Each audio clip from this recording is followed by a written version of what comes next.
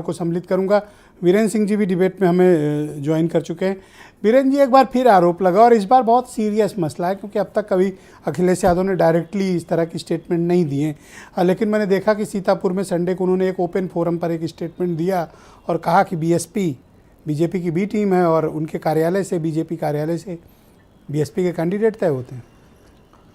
ये बात तो देखिए सही है कि जो ए टीम होती है वो चुनाव के लड़ते समय बहुत सारी बी सी डी टीम रखती है, बहुत सारी पार्टियां रहती हैं। आज भी इस देश में और उत्तर प्रदेश में भाजपा के लिए बहुत सारी छोटी पार्टियां बैटिंग कर रही हैं। लोग उनका नाम जानते हैं। कुछ लोग सत्ता में रह के बैटिंग कर रहे हैं, कुछ लोग विपक्ष में रह के बीजेपी के लिए बैटिंग कर रहे हैं। तो बीजेपी ताकत में है और वो चाहती है कि कुछ वोट कट जाए और कुछ वोट मिल जाए, सत्ता बनी रहे, उसके लिए अपने समीकरण बैठाती है। इसमें कोई बुराई नहीं। लेकिन अखिलेश यादव और मायावती 19 में मिलकर साथ लड़े थे लोकसभा का चुनाव। उनके दोनों के लिहाज से परिणाम बहुत बेहतर नहीं था, लेकिन बीजेपी डर गई थी। अब की बार 2022 का चुनाव हुआ विधानसभा का, तो वो अलग अलग लड़े। अब 2024 में लोकसभा का जब चुनाव होगा तो फिर अब तो एक होने कोई उम्मीदें नहीं है ये सब बयान के बाद। तो अब वोट बंटने का भी फायदा है, इसका फायदा लेगी बीजेपी को मिलेगा, सीधा फायदा है। कांग्रेस के पास एक सांसद लोकसभा से है, उन्होंने मना कर दिया कि हम नहीं लड़ेंगे। अब ये रायबरेली अमेठी भी पता है कि लड़ावे कैंडिडेट ढूंढना इनके लिए मुश्किल है। जीत हार तो बात की बात है। तो बात तो सही है कि अब राजनीति में समीकरण इसीलिए बनाए जाते हैं, कभी जीतने के लिए, कभी तोड़ने के लिए, कभी हारने के लिए। ब्रजेश जी, मायावती के ऊपर बहुत सारे आरोप हमेशा से लगते रहे हैं। विपक्ष में बीजेपी भी लगाती है, सपा भी लगाती है। मायावती जब सत्ता में थी तो उन पर भ्रष्टाचार के आरोप लगे, उन्होंने अंबेडकर स्मारक बनवाए, तब भी उनके ऊपर घोटाले का आरोप लगे। उन्होंने नोटों की माला पहनी तो लोग कहने लगे ये दौलत की बेटी हैं। बीजेपी ने और सपा ने, तमाम पार्टियों ने उन पर आरोप लगाए। लेकिन 2014 के बाद से, जब से मोदी का प्रादुर्भाव हुआ राष्ट्रीय राजनीति में, बीएसपी के लिए संकट कहा जाए एक तरह से, उनके वोट बैंक पर इन लोगों की नज़र है और उस वोट को अंबेडकर के बहाने अपनी ओर खींचने की कोशिश होती रही। समाजवादी पार्टी भी उसमें पीछे नहीं, अखिलेश यादव भी अंबेडकर का गुणगान करते हैं।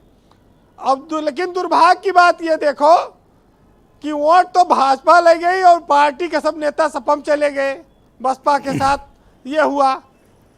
अब अखिलेश यादव कह रहे भाई नेता तो आ गए, कुछ वोट भी ले आओ अपने समाज का, तो वो भी लोकसभा के लिए परीक्षा की घड़ी है। इसलिए मायावती के वोट में सेंधमारी की कोशिश होती रहती है।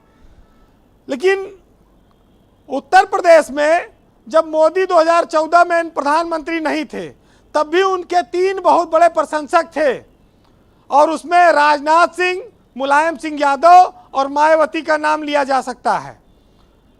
और राजनाथ सिंह आज भी उन्हीं के, जब वो राष्ट्रीय अध्यक्ष थे तब मोदी प्रधानमंत्री कैंडिडेट घोषित हुए उनकी पसंद से।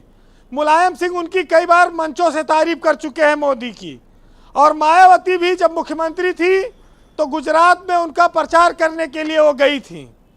तो ये सियासत में समीकरण बदलते रहते हैं, बिगड़ते रहते हैं। अटल आडवाणी भारतीय जनता पार्टी के शीर्ष नेता हुआ करते थे, उनका बहुत सारे पार्टियों के नेता सम्मान करते थे। बहुत सारी चीज़ें बदलती रही हैं, लेकिन एक बात जरूर है, विपक्ष को याद रखना चाहिए जी कि जिस देश में धर्म सबसे बड़ा हो, वहाँ रामचरितमानस का अपमान करके बीजेपी के लिए खुला मैदान न छोड़ो। उसके बाद तो आपका नुकसान तय है अगर ये सब पे लड़ाई। अब तो कर दिया, चलो अखंड रामायण पाठ सब पंडित जी बिजी हो गए, सुने गांव गांव बीजेपी ने करने जा रही है नवरात्र में, बजट भी दे दिया अच्छा खासा। हाँ, अब उसके लिए तो ये सबसे बड़ी बात है कि जब विपक्ष कहता है कि सीबीआई का दुरुपयोग हो रहा है, ईडी है, महंगाई है, बेरोजगारी है, तब बीजेपी ये कहती है कि भाई सब ठीक है, ये बताओ मोदी का विकल्प कौन है, प्रधानमंत्री का चेहरा कौन है आपके पास। ये एक बड़ा एडवांटेज है बीजेपी के साथ। और ये जी। बात बीजेपी जानती है कि अगर मायावती और अखिलेश एक हो जाएं तो ये लोकसभा उनके लिए बड़ी चुनौतीपूर्ण हो जाएगी। मतलब कहते हैं ना कि वो चने चबाने की तरह हो जाएगा, लोहे के, कठिन हो जाता है। ऐसा नहीं, बीजेपी बड़ी आराम की सांस ले रही है कि अखिलेश और मायावती लड़ रहे हैं। तो ये अंबेडकर स्मारक के नाम पर बीजेपी देखिए काम कर रही। राष्ट्रपति रामनाथ कोविंद से उसने तमाम शुरू कराए, फिर अनाज दे ही रही है, सिलेंडर दिया, किसान के 500 रुपया दिया, शौचालय दिया, सब प्रधानमंत्री आवास। तो ये गरीब तबके के लोग उसमें ज़्यादा लाभ ले रहे हैं और वो उनके वोटर के रूप में परिवर्तित हो रहे हैं। जी, बड़ी सारी चीज़ें हैं। अच्छा, एक चीज़ और कहूँगा कि कौन सा ऐसा दल है जिसमें टिकट के बदले रुपया नहीं चलता। लोग मायावती को बदनाम करते रहे, टिकट के बदले रुपया लेके टिकट दिया जाता है। सब दल में कहीं जो है कोई बदनाम हो गया और कोई जो है इतना सब जानने के बीएसपी बाद भी अकेली लोग ऐसी मौन- पार्टी जो कारपोरेट फंड नहीं लेती है, बड़े कंपनियों से नहीं लेती है। अब ये जरूर बात है, इस समय थोड़ा मार्केट रेट डाउन चल रहा है, उतना कैंडिडेट और दलों में पैसा नहीं देने की तैयारी में जी। है। लेकिन पैसा तो सब दल लेते हैं टिकट के बदले। रातों रात तमाम जगह ज्वाइनिंगें होती हैं और टिकट कैसे दिया जाता है, इसीलिए तो दिया जाता है।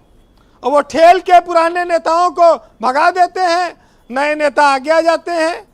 काका बिल्कुल। हाथरसी एक बहुत बड़े साहित्यकार थे, उनकी 4 लाइनें सुनिएगा कि जब दल बदल कर आए नेता नंदूलाल और पत्रकार करने लगे उलूल जुलूल सवाल, और राशन की दुकान पर देख भयंकर भीड़ और लाइन में धक्का मार कर पहुंच गए बलबीर, ले लिया नंबर पहला और खड़े रह गए निर्बल बूढ़े बच्चे और महिला।